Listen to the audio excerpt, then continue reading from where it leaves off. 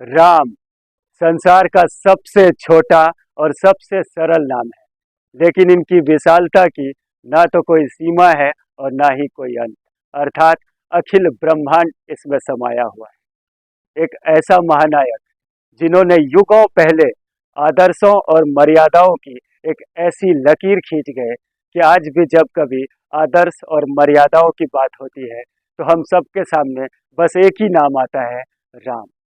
हर माता पिता का सपना पुत्र के रूप में राम, हर भाई बहन का सपना भाई के रूप में राम, हर नारी का सपना पति के रूप में राम।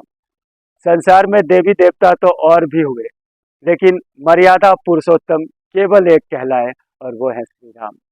श्री राम मर्यादा पुरुषोत्तम इसलिए कहलाए क्योंकि उन्होंने कभी भी कहीं भी मर्यादाओं का उल्लंघन नहीं किया। अपने माता पिता और गुरुजनों की आज्ञा का पालन करते हुए कभी भी कहीं भी क्यों और किस लिए शब्द अपने मुख पर नहीं लाए। विषम से विषम परिस्थितियों में भी नीति सम्मत रहे, सर्वगुण संपन्न और असामान्य होते हुए भी सामान्य बने रहे। अयोध्या का जब युवराज बने तब भी उनके चेहरे पर कोई खुशी नहीं थी, और जब वन जाने का समय हुआ तब भी उनके चेहरे पर कोई उदासी नहीं थी। वह चाहते तो एक ही बाण में समस्त सागर को सुखा सकते थे, फिर भी उन्होंने लोक कल्याण का मार्ग चुना और समुद्र से रास्ता देने के लिए विनय की।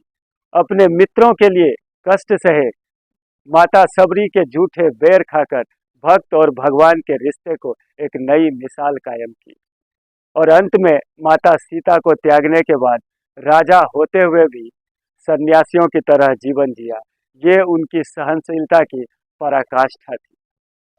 श्री राम और रावण दोनों ही सल का पुरुष थे, वीर और विद्वान भी। फिर क्या कारण था कि संसार श्री राम की पूजा करते हैं, रावण की नहीं? कारण केवल एक था, रावण इच्छाओं का दास था और श्री राम इच्छाओं के स्वामी। श्री राम को मिला तो सब कुछ, लेकिन आसानी से कुछ भी नहीं। त्रेता का वनवास तो सिर्फ 14 वर्ष में खत्म हो गया, लेकिन कलयुग का वनवास 5 शताब्दियों के बाद खत्म हुआ, और आज वो टाट से ठाठ का सफर करते हुए आज एक भव्य महल में विराजमान हुए।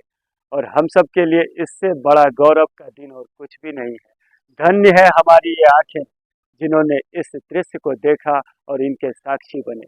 जय श्री राम।